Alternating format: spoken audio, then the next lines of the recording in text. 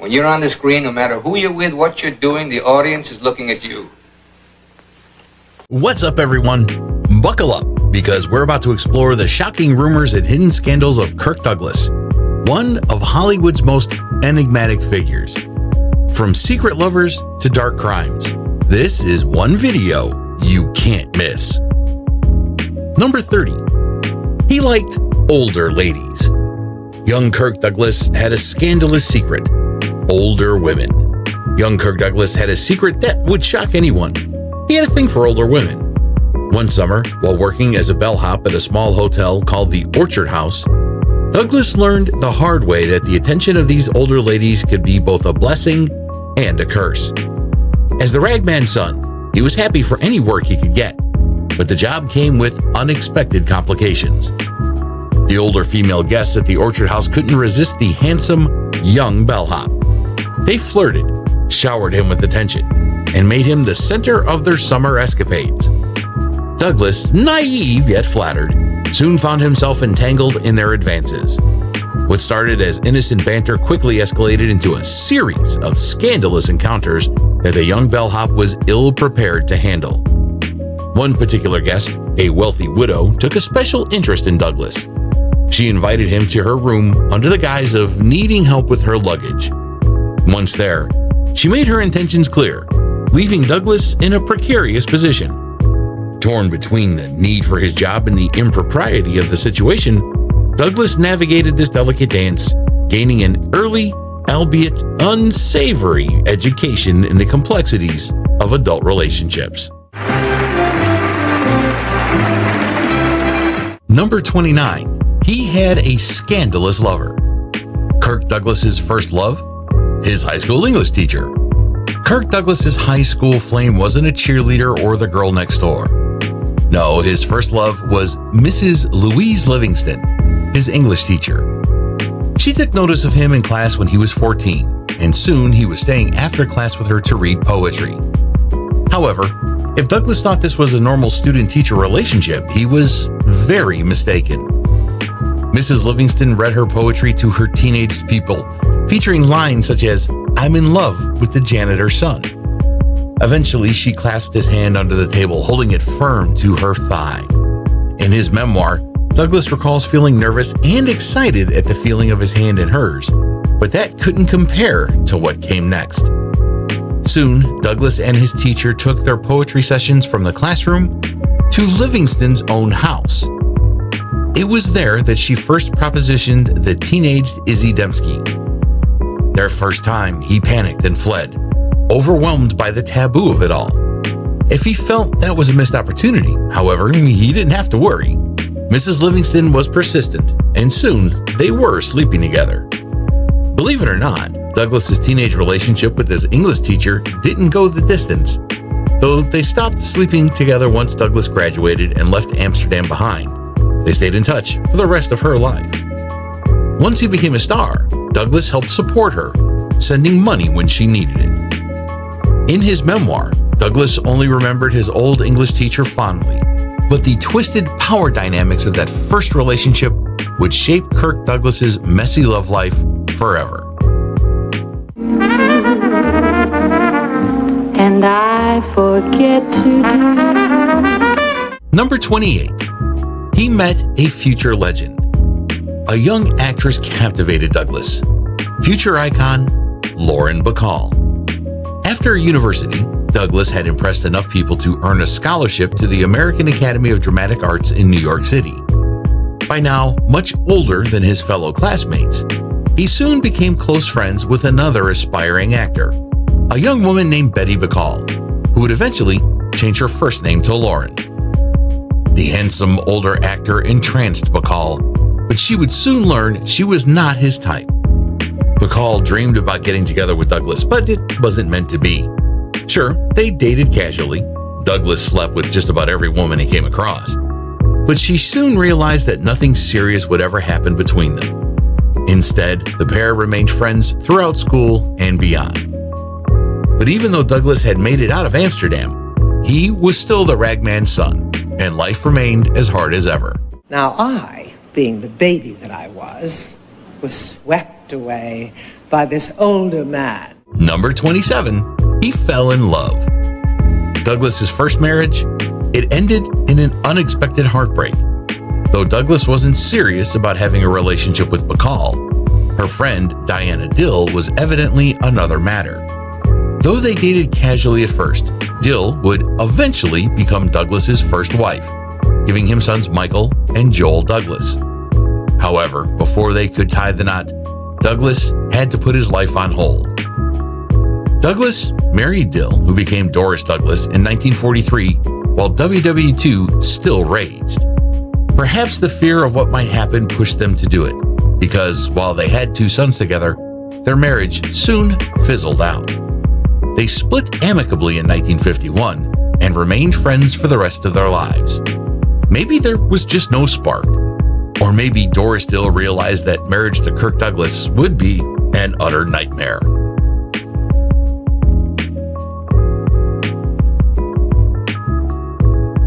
Number 26, he found a new love. Kirk Douglas's love life was anything but ordinary. Maybe it's not surprising, seeing as his first relationship was with his English teacher. But Kirk Douglas had, let's say, an unhealthy view of women. Take Italian actress Pier Angeli, Douglas's next love after Doris Dill. Many years younger than him, Douglas fell in love with her at first sight. However, it was for all the wrong reasons. Douglas discussed Angeli plainly in his memoir.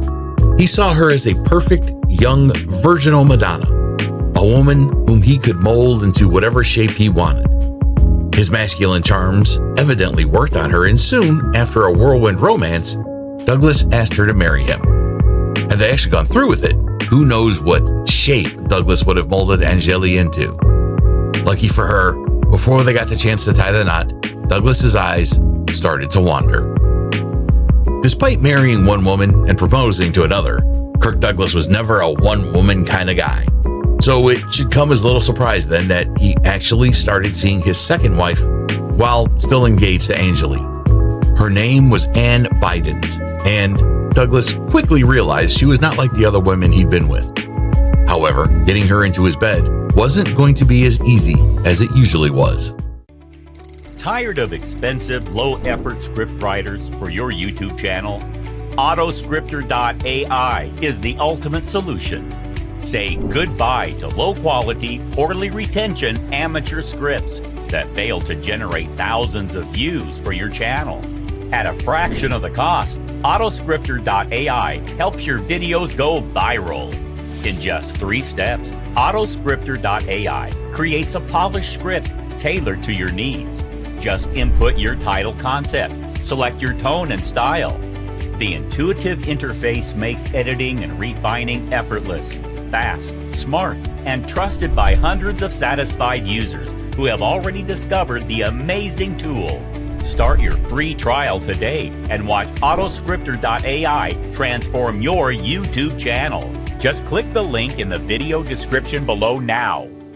Number 25. He wasn't used to no. Rejection wasn't in Douglas's vocabulary until Ann Bidens. Kirk Douglas was used to having an easy time with women. Ever since his English teacher came out to him when he was 14, Douglas usually only had to give a chiseled grin and women became putty in his hands. Well, he got a rude awakening with Ann Bidens. Enwrapped with this European beauty, Douglas asked her out on a date. He was not expecting her withering response. No thank you, I think I'll go home and make myself some scrambled eggs. Kirk was not used to rejection. He simply could not believe that this woman would turn him down. He was a gigantic movie star after all. The scrambled eggs quip lit a fire under him, and he pursued Bidens until her no turned into a yes. Wait, wasn't he engaged to Pier Angeli? Believe it or not, it's even more complicated than that. Douglas rarely waited long when he knew what he wanted. He broke things off with Angeli, proposed to Bidens, and by 1954 they married. However, perhaps Bidens still had some doubts about her new movie star husband. When she said her vows, she called him her awfully wedded husband. Maybe she was just making a little joke, or maybe she had a feeling about the dark days ahead. Number 24. He juggled women. Douglas balanced a complicated love triangle in Paris. Once Douglas started seeing Ann Bidens for real, he had his family come visit them in Paris. There he was, with his 2 sons and his ex-wife, with the woman he was having an affair with. However, despite the bizarre love quadrangle that had formed, Douglas realized what he had to do. Pierre Angeli was great, but Ann Bidens was the woman for him. Number 23. He slept with the biggest stars. Hollywood's biggest stars? Douglas had affairs with them. Kirk Douglas had spent his entire life jumping from one woman to another, married or not. He adored Ann Bidens, but not even she could hide that. Hollywood in the 1950s was a debauched haven for free love, and Kirk Douglas was at the center of it. One of his most famous conquests was legendary bombshell Rita Hayworth, though Douglas admitted he found her quite boring.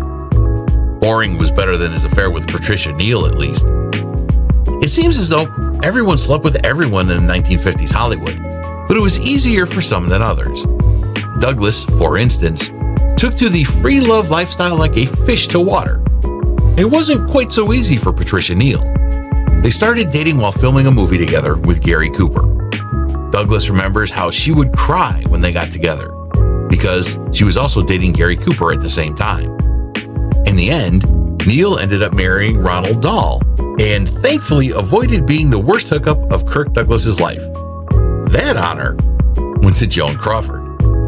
Kirk Douglas could spill the tea with the best of them, and his memoir contains detailed accounts of his dalliances, and he didn't pull any punches when it came to Joan Crawford. The pair of them went out once and later retired to Crawford's house. Crawford's dress hit the floor almost as soon as the front door closed, but Douglas had no clue what he was in for. For lack of a better word, Kirk Douglas absolutely dragged Joan Crawford in his memoir.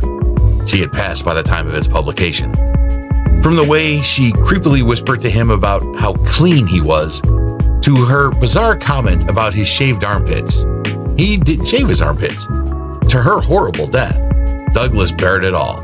Unsurprisingly, once he got out of there, he did not agree to a second date. But I wish I could repeat the words that he actually used.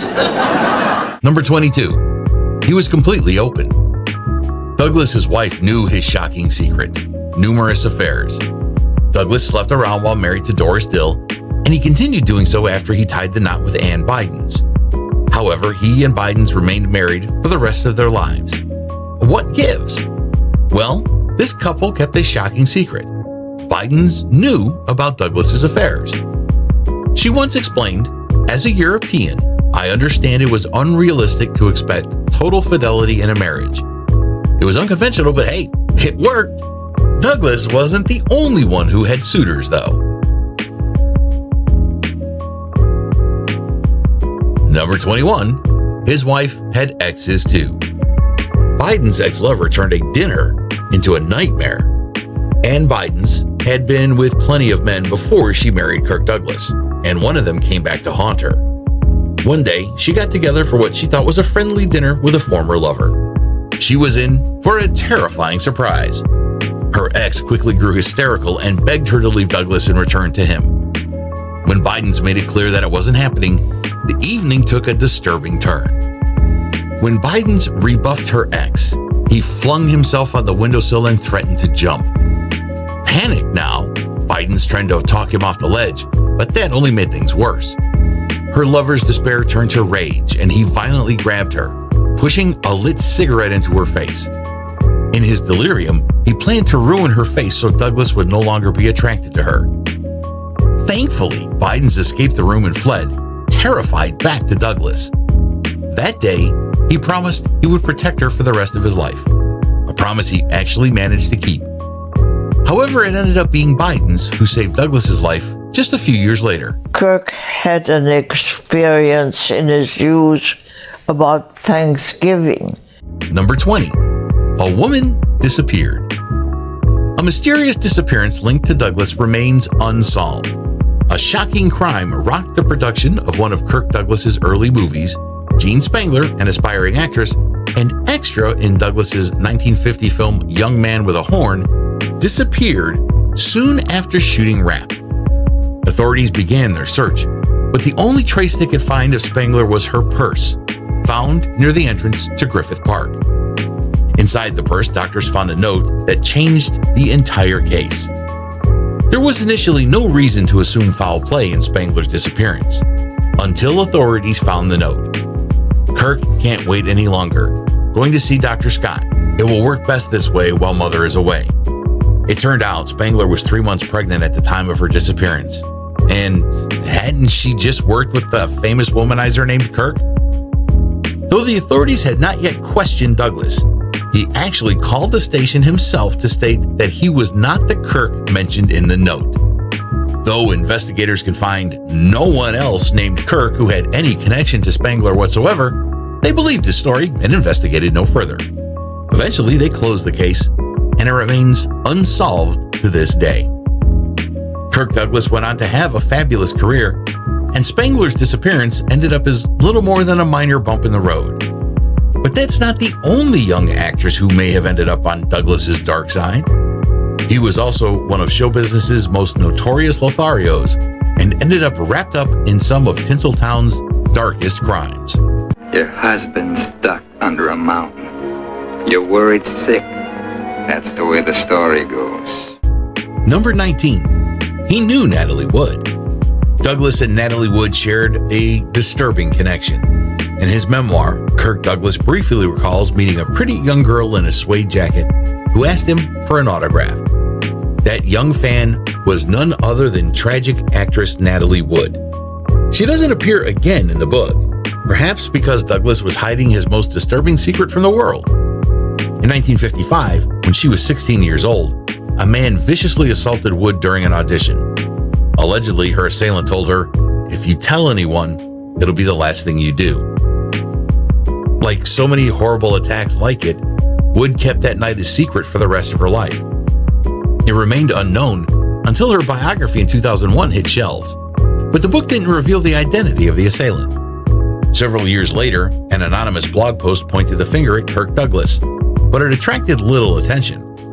However, in 2021, not long after Douglas's passing, Natalie Wood's younger sister publicly accused Douglas of the attack. The truth about what happened that night in 1955 will likely never come to light, but it is now an inextricable part of an incredibly complicated man's history. Number 18. He lost it all. Despite fame, Douglas faced shocking financial ruin.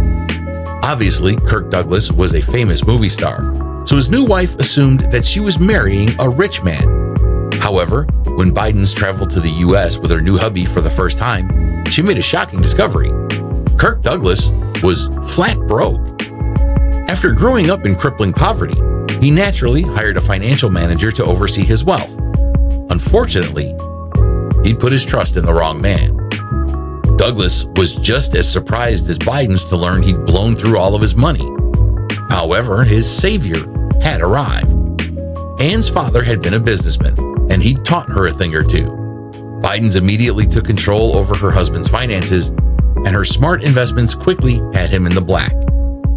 The couple soon had 2 more sons, and within just a few years of marrying, it appeared like they had achieved perfect marital bliss. However, behind closed doors, no one would call this union perfect. Number 17. He lost his son. Tragedy struck when Douglas's son faced addiction. In 2004, Kirk and Anne had confronted their son Eric about his addiction and sent him to a rehab center.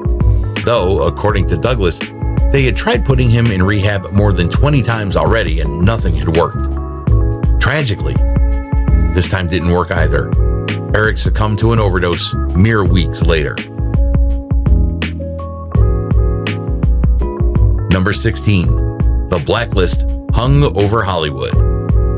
Douglas challenged Hollywood's infamous blacklist, risking everything. When he wasn't busy sleeping with starlets, Kirk Douglas still managed to find time to change Hollywood forever. For over a decade, the Hollywood blacklist had cast a shadow over Tinseltown.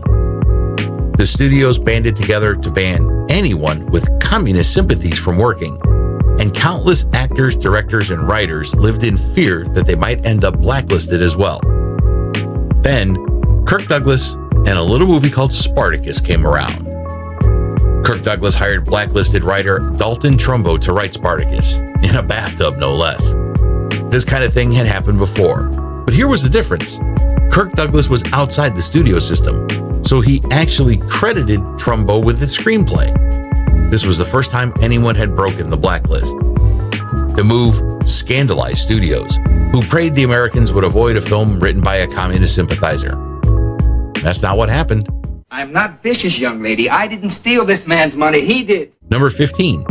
He broke the blacklist. Spartacus shattered Hollywood's blacklist thanks to Douglas. A massive success, Spartacus became Universal Studios' highest-grossing film ever, winning 4 Academy Awards in the process. The blacklist had already been hanging by a thread, and such an undeniable hit broke the dam. The blacklist was no more. Spartacus became the defining moment of Douglas's legacy, and breaking the blacklist was undeniably a pivotal moment in Hollywood history. Though Douglas went on to appear in many more films, none could truly match Spartacus's impact. Kirk Douglas ended the Hollywood blacklist and donated almost his entire fortune to charity. You've got it. All laid out for you so you can wallow in pity for yourself. Number 14. He grew up in a crowded house. Douglas's childhood? Poverty and a crowded household. Lots of actors like to play up their difficult childhoods, but Kirk Douglas didn't have to pretend. Born Isur Danielovich to Russian Jewish immigrants in Amsterdam, New York, his family and friends called him Izzy, the only boy in the house alongside his 6 sisters. His parents had journeyed to America to try and start a better life for themselves, but their American dream soon proved to be a nightmare. I apologize, sir, for not telling you sooner that you're a degenerate, sadistic old man. Number 13. His home life was chilling. Douglas's father's violence marked his early years. Life as the ragman's son was even worse than it appeared. Douglas's father drank heavily, squandering his meager profits on the bottle every night. That meant back home, Izzy, his mother, and his sisters often went hungry. Unsurprisingly, when their father came home, having drank his day's labor, he grew violent. Douglas spent his days dreaming of ways to pull himself out of the gutter, but he did find one small source of consolation. And you can go to hell before I apologize to you now or ever again. Number 12. He started at rock bottom. From rags to riches, Douglas's incredible rise. Izzy Dembski's father had been a horse trader in Russia, but found finding new work in America all but impossible. With no other option to make ends meet, he became a rag man. He would collect old rags, scraps of metal, and other junk and flip it for a meager profit. Douglas put it best. Even on Eagle Street, in the poorest section of town, where all the families were struggling, the ragman was on the lowest rung of the ladder, and I was the ragman's son. Kirk Douglas genuinely started at the bottom, but poverty wasn't his only problem. Slaves you were, and slaves you remain. Number 11. He knew how to work. Douglas held over 40 jobs before stardom. Working as a bellhop at the Orchard House was far from Kirk Douglas's first job. The ragman's son had needed to start working before he'd even lost his baby teeth. From selling snacks to mill workers to delivering newspapers, young Izzy Dembski took any work he could get. Before he'd even left school, he'd already held down more than 40 jobs. But while he'd done his fair share of miserable manual labor in his life, Douglas was determined to make it as an actor. Number 10. He worked in a segregated hotel. Douglas faced anti-Semitism while working as a bellhop. Kirk Douglas spent most of his young life trying to hide his Jewish heritage. Life was hard enough without having to face rampant anti-Semitism. Case in point, the Orchard House. Soon after getting the job, Douglas learned the place was segregated, with no Jews allowed. At that point in his life, Douglas was happy to deny his heritage to get work. But that was before he met the woman who ran the place. They say at such moments your life flashes before you like a movie. Number 9. His boss couldn't resist. Douglas's anti-Semitic boss had a shocking revelation. The Orchard House was a hotel for wealthy Gentile women who wanted to get out of the city. The woman who ran the place was one such woman, and beautiful to boot. Like Mrs. Livingston before her, she became infatuated with the much younger Izzy Dembski, with his chiseled jaw and barrel chest.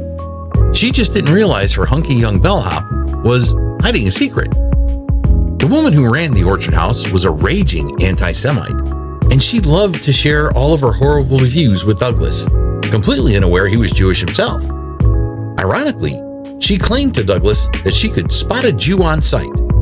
Since she was technically Douglas's boss, there was nothing he could do but smile and nod as she spewed her bigotry all over him. But he was just biding his time. The proprietor of the Orchard House made her intentions for Douglas clear the entire summer, but nothing actually happened until the end of the summer. Before the hotel closed for the winter season, the entire staff gathered for one last party. Once the drinks started flowing, Douglas's boss finally got the courage to bring him back to her room. Despite hating her, Douglas obliged, because he knew just how to get back at the woman. Once again, Kirk Douglas found himself sleeping with a much older woman.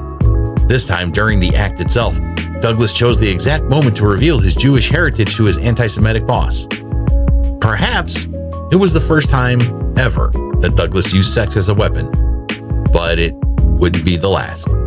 My mind drifted over more than 40 years of filmmaking.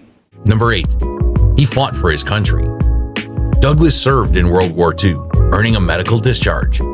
Kirk Douglas enlisted in the United States Army soon after the attack on Pearl Harbor. He served as a communication officer aboard the USS PC-1139, an anti-submarine warship. He served until 1944, when he was injured in a harrowing accident. While his ship laid depth charges, one of them exploded preemptively, injuring several men on board. Douglas was one of them, and his injuries were severe enough to earn him a medical discharge. He returned to the U.S., where stardom awaited.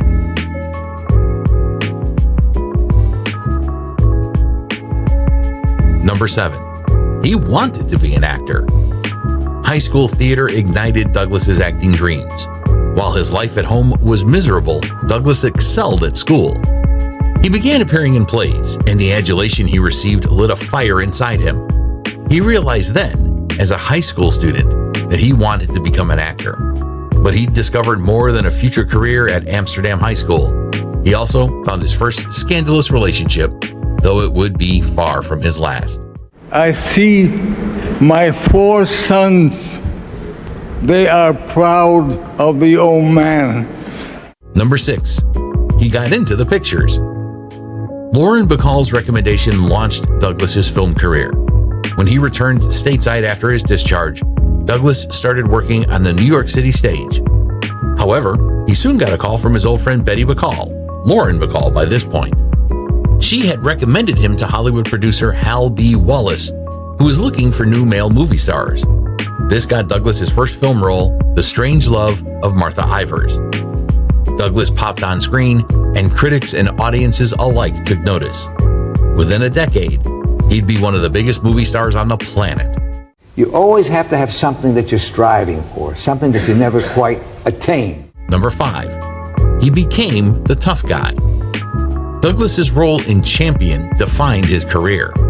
Kirk Douglas really arrived after his 8th movie Champion in 1949. For the first time, Douglas played a true, hard-nosed tough guy, the role he was born to play.